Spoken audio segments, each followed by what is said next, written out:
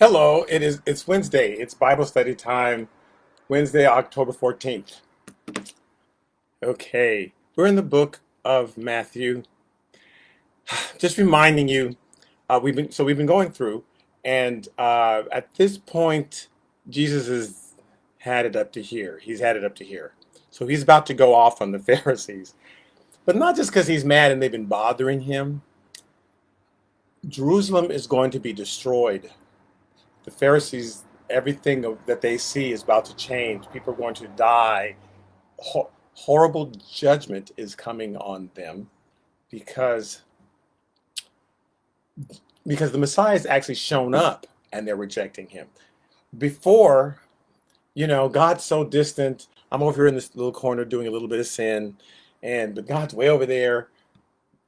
It's like, I don't know, it's like just doing it right in the teacher's face or in your boss's face, or it's more severe punishment. So after warning them, after threatening, after blessing them, after doing everything for hundreds of years, well, actually thousands of years, but actually, and we're about to get into this in a couple weeks. God gave them an exact time period, like it's going to be exactly 70 weeks of years, 490 years, and then that's it. If you don't have it together by then, I'm ending it. And your teacher can give you a warning like, okay, we're going to have a test next week. It's coming up. Okay, it's 4 more days. Okay, it's 3 more days. It's 1 more day. Okay, now it's here. And a week's warning or a month's warning, but 490 years warning, and you still don't get it together? So horrible things are about to happen. He's so angry because he's like, what else can I do? I've raised people from the dead. What else can I do to prove to you that I'm the Messiah? And they're not having it.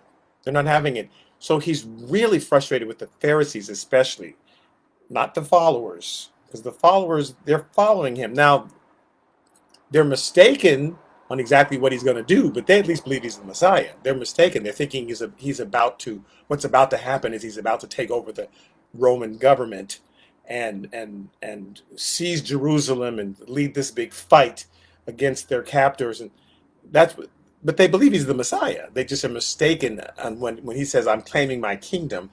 They're mistaken on what his kingdom is. And actually, there's some interpreters of the Bible who are also mistaken when Jesus talked about his kingdom is coming, what exactly he meant. So I get it. And God's not mad. We can hear the word of God and misinterpret it and be but to reject it to his face, that's a problem. So he's yelling at the Pharisees because he's overturned he's quoted the blind eyes have been opened, and everything that Messiah said that he was supposed to do, everything that has been predicted for years, Jesus has fulfilled every single thing. And they just don't want him to be the Messiah. So when you reject God to his face,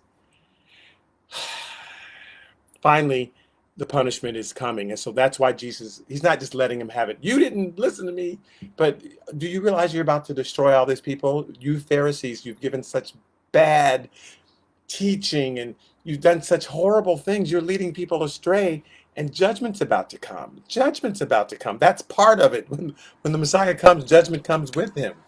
When you turn up the fire, heat is there, but fire's also there. And okay. So he's yelling. He's about to yell at the Pharisees.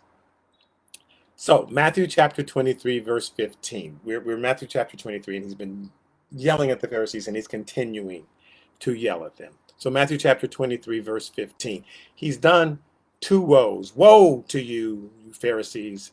And now there's seven woes altogether. Seven woes. So this is woe number 3. We're 3, 4, 5, and 6 tonight.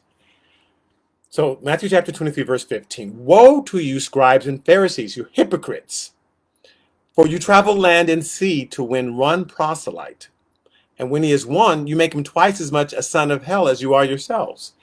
So he says, you call them hypocrites because, and sometimes he says they're blind, sometimes he says they're hypocrites. And hypocrites is when they know what to do right and they're purposely doing wrong. They're purposely doing the false thing. So he says, you're hypocrites because you're winning converts. And they actually whenever there was someone among them who was not Jewish, who was deciding to live with them, choosing to live with them, if that person wanted to convert to the Jewish religion, they were supposed to teach them how, etc. Um, and but they were forcing people to convert in order to build up their numbers. The Pharisees wanted to say, "Look, look how many Pharisees there are, and there's only so many Sadducees," and they were just building up their party, just getting people. You don't even have to believe; just vote my way. You don't have, but what is the platform of the party? It doesn't matter. I just need your signature because we've got to beat those guys, and that's what the Pharisees. We just got to beat those guys. So he says. So here's what should have happened in Exodus chapter 12, verse 48 and 49. It says, "When a stranger dwells with you and wants to keep the Passover to the Lord, like it's his decision, let all his males be circumcised and let him come near and keep it." So if he really wants to keep the Passover to the Lord and understand what the Passover is all about, and that it's you're passing from death to life, you're covering yourself with the blood, so that the death no longer comes near you. That's the type of righteousness that we have, and we're covered with the blood of Jesus. If they really understand and want to keep the Passover, then be circumcised, which is a sign of the covenant. You're making a covenant with God. I'm making you my God. Then let all the males of his household be circumcised, and let him come near and keep it. And he shall be as a native of the land. We no longer treat him as a foreigner. For no uncircumcised person shall eat it. So he's got to do his part of the covenant. Now, today, it's the circumcision of the heart. You no longer have to physically be circumcised. But today, it's circumcision of the heart. But there has to be a real commitment. Sometimes we want to fill up our churches and we're inviting people in. And look, we've got tennis. And we have a cafe that and I'm not mad at your church if it has a cafe. But that can't be the reason. I am mad about tennis. No, I'm kidding.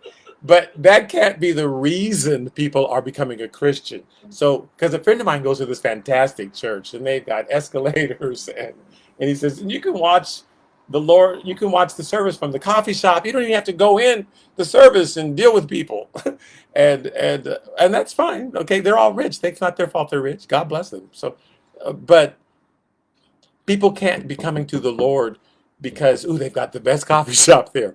What did the preacher teach about today? I don't know, but let me tell you about this mocha mix. This latte today was fantastic, because then so that's why that's why Moses was saying you got to be circumcised. This has got to be a commitment if you're really doing this, and there's got to be circumcision of the heart. People have to know you are giving your life. You're saying I'm cutting away the flesh of my life, and I'm giving it to the Lord, and I'm taking his life. And it's that kind of commitment makes people real Christians. And that's why you have so much strife in the church. Because the church is filled with people who are not saved. Not saved. They are churchgoers, they are club goers, and they know how to wear the right clothes and say the right things. But there has been no circumcision of the heart. Okay, so he if you are circumcised, it says no one who's uncircumcised shall eat of the Passover. Don't let him. Okay, for one law shall be for for native born and for the stranger who dwells among you. There's only one law for both. They can't. I'm not going to have two different laws, two different sets of laws. If you live here, okay, immigration. If you live here, then this law applies to you. Everything, all the benefits that you get, they get. We're not going to have two different sets of law. One law for the native born and one law for the stranger. They get that same law. Okay.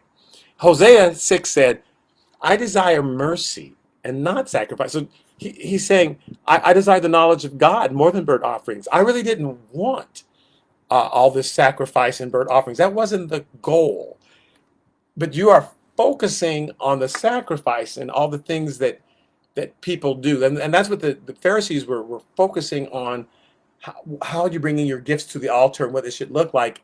And really, I wanted mercy and not sacrifice. Now, you're saying, well, that's weird because God set up the sacrifice.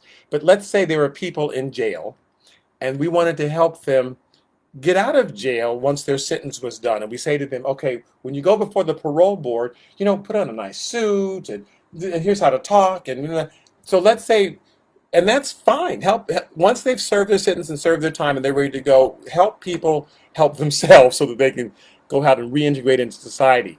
But if I went to all these different communities and that's all I taught, was how to get out of jail, but I never taught how to not get in there in the first place. He said, actually, I want you not to go to jail. So let me teach you how not to get there in the first place and how not to get sucked into life of crime. And then, and if you happen to get there, let me teach you how to repent so that you truly change, so you don't end up back there.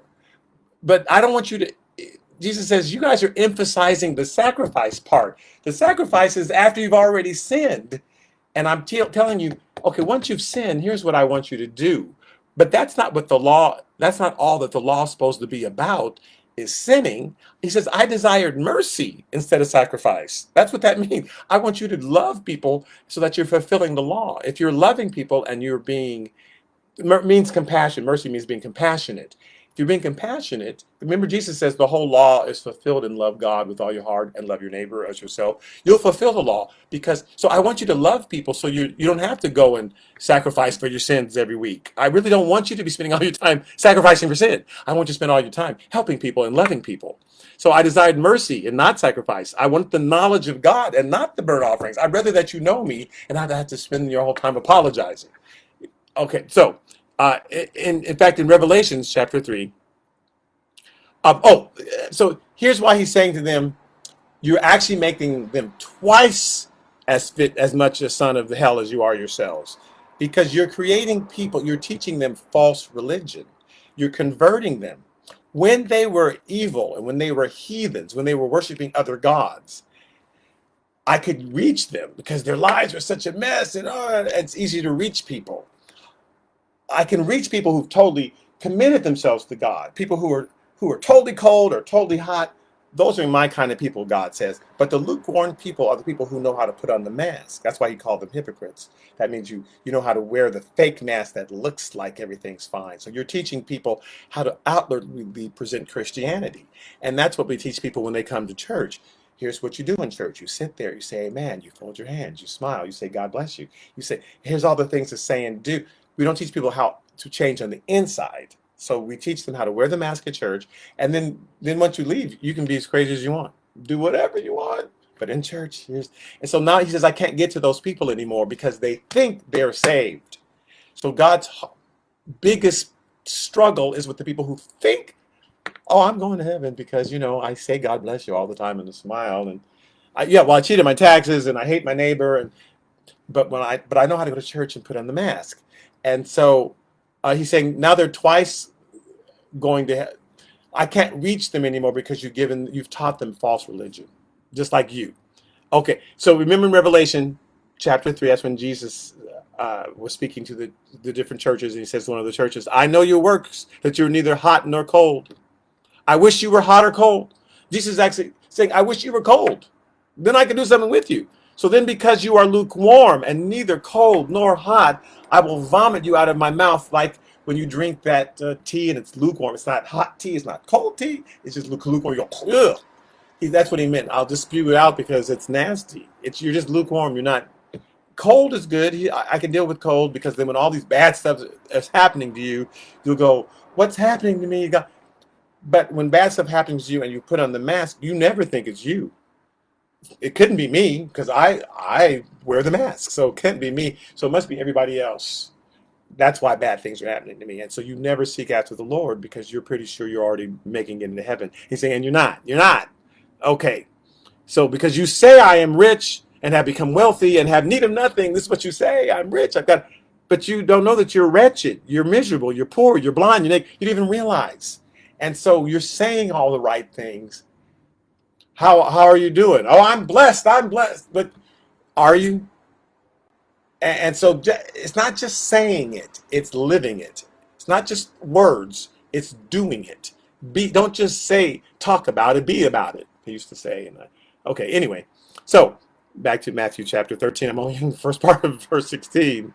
He says, woe to you, you blind guys. Now in this case, you don't realize you're bad. When you're hypocrites, he's saying you're purposely putting a mask. But he says, you're blind guides. And he talked about them earlier in Matthew chapter 15. He says, you blind guides, well did Isaiah prophesy about you, saying, these people, they draw near to me with their mouths, and they honor me with their lips, but their heart is far from me. And in vain they worship me, teaching as doctrines the commandments of men. So this was Isaiah said that you're teaching it as doctrine, stuff that you've just made up. Well, you got to talk this way at church. You got to do this way, and you think you're doing the right thing, but you're teaching them like it's doctrine, stuff that you've just made up. Then his disciples came and said to him, "Do you know that the Pharisees were really offended when they heard you say this about them?" Like Jesus, no, I didn't mean to offend them. So sometimes Jesus does mean to offend us because that's the only way to get our attention. So he says, let them alone. They are blind leaders of the blind. And if the blind leads the blind, then both will just fall into the ditch. So sometimes you have to let people fall into the ditch in order for them to know that they don't know what they're doing. So you have blind people who don't know what they're doing, who've set them up as leaders, set themselves up as, oh, listen to my teaching and be a Christian just like me. And you're just a blind person. You're leading other blind people and you're just going to end up on the side of the road. Let them do that because then I can help them when they're both in the ditch. But until then, they think they know what they're doing. They're just walking along and they don't realize you're about to bump into a wall. So let them bump into that wall. Sometimes we have to do that with people. Matthew chapter 22, verse 16. Still, the second part of it, whoever swears by the temple, it is nothing. This is what you say, you blind guides. You say, if you swear by the temple is nothing. Okay, so here's what Jesus is talking about, swearing. In Leviticus chapter 19, verse 12, it says, you shall not swear by my name falsely, nor shall you profane the name of your God. I am the Lord. So he's not saying you can't swear. He says you can't swear by my name falsely. Don't tell me you're going to do something and you don't do it. Don't swear. Don't say, yes, I'm going to go to church 15 times a day, and then you don't do it. Don't swear by my name falsely. Okay.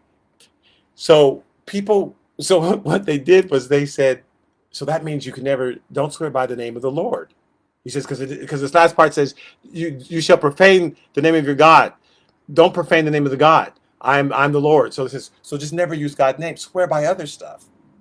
And they were saying to people, you can swear by other stuff falsely, and it's okay. So you can swear by the temple. Just don't say, I swear to God, I'm going to do this. Don't say that. I swear. You can say, I can swear by the temple. And the Pharisees actually told them, it's okay if you don't keep your obligation if you swear by the temple, because that's nothing. So that's what he says. Whoever swears by, whoever swears by the temple, it's nothing. You won't get in trouble, because what can the temple do to you? Okay. Now, so they would tell people, just don't swear by the gold in the temple, because then you're going to owe that gold. You can swear by the altar. That's fine. Just don't swear by the gift that's on the altar, because then you'll be obligated to that. So you're not obligated to keep your vow if you swear by the temple or by the altar. You're only obligated to keep it if you swear by the gold in the temple, because then you're going to owe that amount of money. So Jesus is basically saying to them, you shouldn't swear by those things anyway, because they can't help you keep your vow. Only God can help. The temple can't help you keep your vow. Don't swear by a thing. Make your vow to me, and then I'll help you keep it. Matthew chapter 5, verse 33. It says, again, you have heard that it was said to those of old, you shall not swear falsely, but shall perform your oaths to the Lord. So don't swear falsely. But I say to you, do not swear at all, neither by heaven, because it's God's throne. Don't just, I swear by the heavens, because God's there. Nor by the earth, for it's his footstool. Bless my heart. It's his footstool. Nor by Jerusalem, for it's the city of the great king. Nor shall you swear by your head, because you cannot make one hair white or black. But let your yes be yes and your no be no. Don't swear by these things. I swear by my head, or I swear by the earth. Right? First of all, you're bringing God into it. So don't bring God into it unless you're really going to bring God into it. Otherwise, keep his name out your mouth. Oh, right. Otherwise, keep God's name out your mouth. So don't bring God into it unless you're really going to say, Lord, help me keep this vow. So Jesus says, don't even swear at all by those things, because those things have no power. Just say, yes, I'm going to do it, or no, I'm going to do it. Don't swear by a thing. But if you're going to swear, then talk to God and have him help you. So that's what he said first. So he's telling the Pharisees, when you say to people, well, you can swear by the temple, just not by the gold in it. All right. He says, don't do that. He says, whoever swears by the temple, you say it's nothing. But whoever swears by the gold of the temple, you're obliged to perform it. Next verse, Matthew 23, verse 17. He says, you're fools and you're blind. For what is greater, the gold or the temple that sanctifies the gold? I mean, like, which one has more power? The gold has more power, or the temple actually where God lives? And whoever swears by the altar, you say, it's nothing. But whoever swears by the gift that's on the altar, you're obliged to perform it. Well, now you're going to owe that money. You're going to owe that, because they would bring their gifts, their offering, and lay it on the altar. He says, Jesus said, you're fools and you're blind. For which is greater? You think you're actually doing the right thing. Because when he's telling you you're blind, he's saying you think you're leading people in the right direction. Hypocrites, you know you aren't. But the blind, he's saying you're giving out rules that you think are correct. But no. For which is greater, the gift or the altar that sanctifies the gift? Which has more power? That money and the gift, or actually the altar that's changing the gift? So he says for them in Matthew chapter 3, verse 20, therefore, he who swears by the altar, swear by it and by all things on it. If you swear by the temple, verse 21, swear by it and him who dwells in it. Don't try to separate the temple from the God who dwells in it. If you're actually going to, okay, I swear by the temple, swear by the God who is in the temple, because he's the one that has power to help you keep your vow. And he who swears by heaven, swear by the throne of God and by him who sits on it. So ask for God's help, because they thought when God was saying, no, swear by me falsely, just telling people, well, just never use God's name, just swear by the actual temple. No, if you're going to swear by the temple and him who's in it. But earlier he told his own disciples, don't even swear at all. Really, just say, yes, I'm going to do it, or no, I'm not going to do it. But don't make a swear that you know you're not going to keep. Matthew 23, verse 23. Here's another woe. I think this is like the fourth woe. Woe to you, you scribes and Pharisees, because you're hypocrites, meaning you know what you're doing. For you pay tithe on mint and anise and cumin. I don't know if that's anise. I don't know what it is. But and so she's saying you make people pay these kind of tithes. Now here's where they got it from. Here's where because they're evil. In Deuteronomy chapter 12, verse 17, it says, you may not eat within your gates the tithe of your grain or your new wine or your oil. So they would tithe off of their grain, let's say their wheat or their corn. They would tithe off of their grapes in the field, or they would tithe off of the olive trees. They would give a tenth of those three things. He says, but you don't eat it within your grapes. Now they were within your walls. There were three different types of tithes. And one year you could eat in your wall, and sometimes you could. Sometimes you're supposed to share your tithe with the poor, and then there are other years you're supposed to share your tithe with the priest. He's talking about this particular year when you're supposed to share it with the priest. He says, so you tithe your grain, your new wine, your oil, or the firstborn of your herd or your flock, or any of your offerings with you, when you vow, don't tithe and don't eat those within your walls. He says, but you must eat them before the Lord your God in the place which your Lord your God chooses. So God's going to tell you where to go and what to do with your tithe. And then it's okay to eat it with the priest and share with him, because they wouldn't just take the lamb and leave it out. They would sacrifice that lamb, but then you got to eat it. So there was a time you could just give it to the priest and he got to eat it. Sometimes you got to eat with him. There's all just sort of different rules. But he named those three things: your grain, your corn, right? The wine of the grapes in the field, are the trees that had the olive trees. Okay, so if you're tithe of those three things, you're cool. It says. So in Leviticus chapter 27, verse 30, he gave a shortened version of that.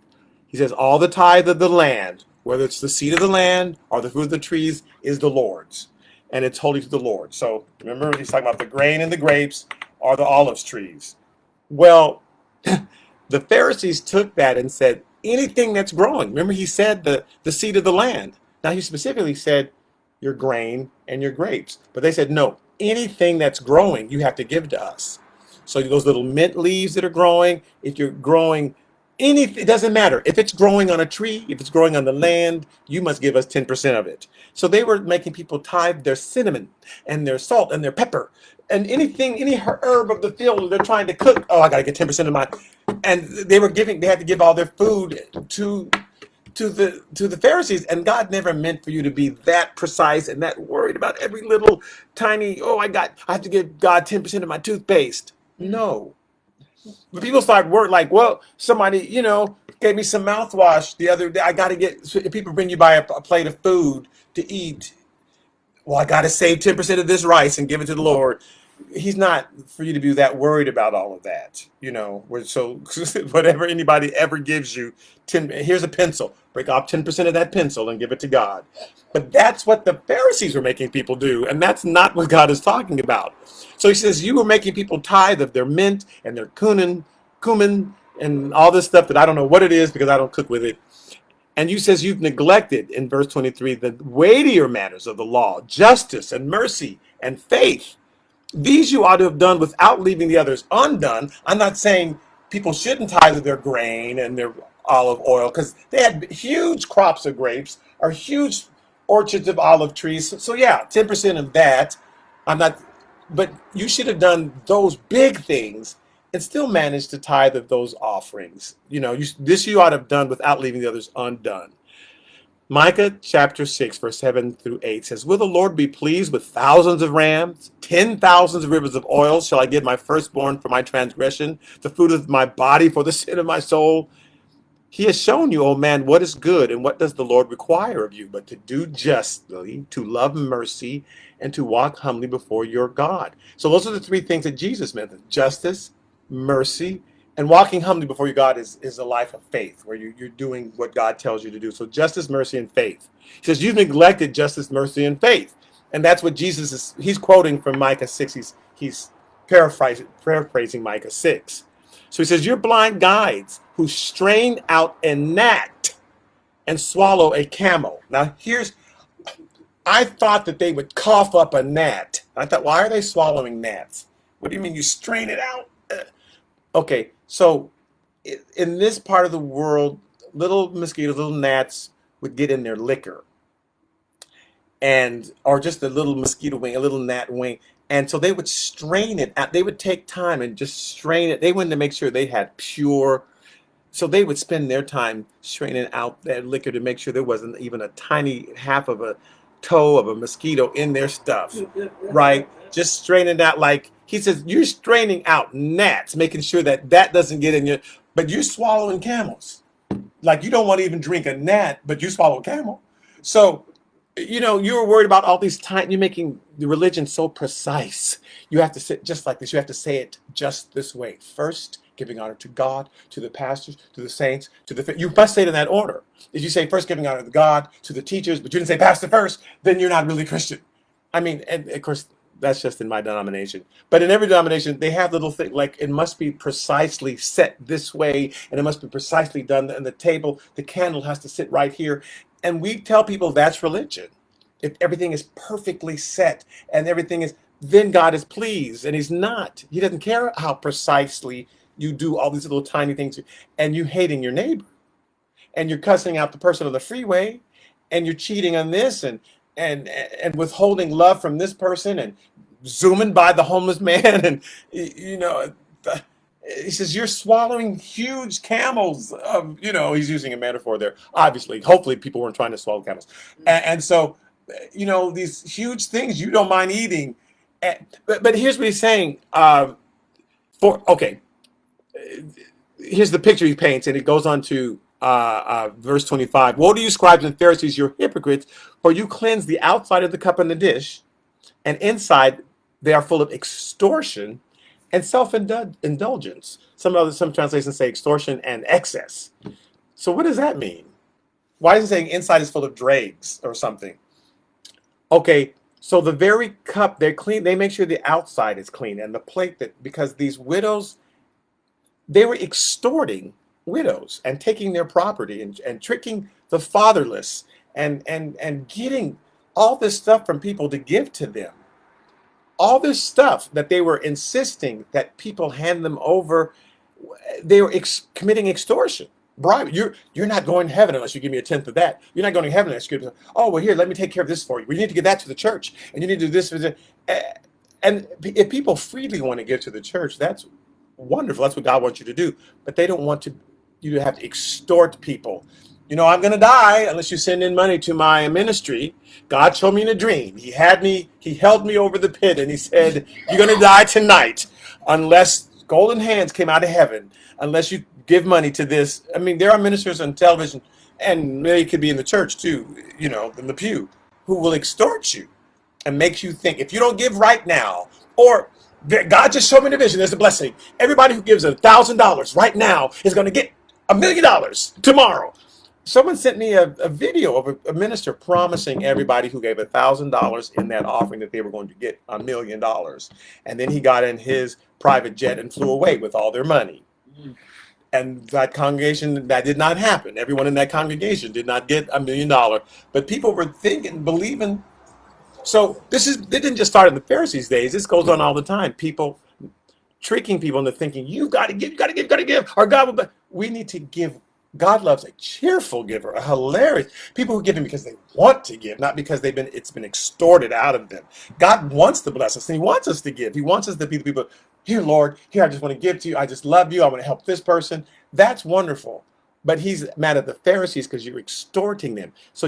He says, so the food that you're eating, you've extorted. That's what he means. On that plate, inside that cup is wine and oil and food that you've extorted. That's why on the inside it's full of extortion and excess, because you can't even eat all the stuff they're bringing to you. But you're so worried that the outside is clean, but you're sucking in evil.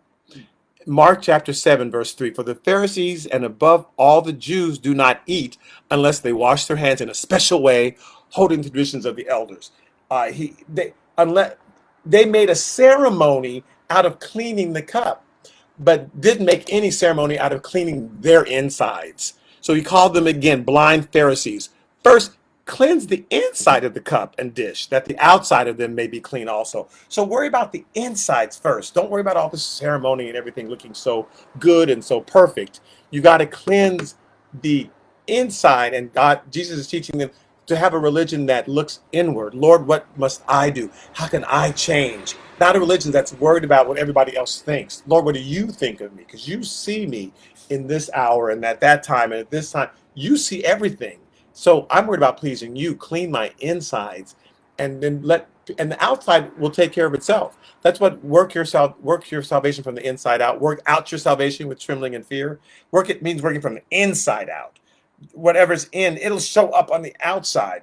Bring it out, but it's got to start on the inside. Clean that up first, and really take the time in fear and say, Lord, help me on the inside to bring it so that it shows up on the outside. So he's yelling at the Pharisees, but he's yelling at them and saying, woe to you. And he's given them 6 woes so far. And there's one more woe to go. Because your time is drawing near. And the things that you have taught people, the things that you have brought to their laps, it's going to lead them to hell, because you're teaching them to be fake before me. You're teaching them as long as the outside is clean, as long as they say the right thing and pass on a smile, then you're going to heaven. And they're not, because they've never given me their heart. Not one time. I desire mercy. I desire justice. I desire faith. But you're teaching people that it's these little tiny things that please me, and it's not. I don't want 1,000 rams of sacrifice. I don't want to help 1,000 people to get out of jail. I want to help 10,000 not to get in there in the first place. And it's like you're focusing on the wrong thing. When really teach people how to avoid hell, not how to get out of it. Teach people how to be loving, how to love one another. But you can't do that until you're clean yourself. And I'm standing in front of you. I'm just a guy standing in front of a girl. No, I'm standing here in front of you, trying to show you the right way, and you're rejecting your salvation. Your salvation has come to you. And he's about to start crying, literally, in a few verses, because he's just weeping because your salvation is here and you're rejecting it. You're rejecting it. And it's like trying to give somebody, their cancer treatment, or trying to, take this bread, you're starving to death, and they're like, no, I don't need that. And you're rejecting the thing that's going to save your life. And so Jesus is just through. He's done everything he can do. I've thrown over tables. I've done everything that I can do. you're rejecting the thing that's going to save your life. Stop it. So now he's screaming at them. And a few of them actually do hear him. We find out later. But the majority of them, what does he know? So let's not be that. Let's not reject the word when we hear it. Let's not reject that Jesus wants a change from the inside out. Let's clean the inside of the cup and not worry so much about the outside, but the inside. Okay, thank you so much for being patient and waiting for me. I was late, but you waited. I was in prison and you visited me. I was late and you still tuned in, so I appreciate that. Okay, and so I'll see some of you this Sunday at 10 o'clock, and the rest of you will continue next week in the book of Matthew. We're getting to when Jesus talks about the last days. It's heavy. All right. Bye-bye.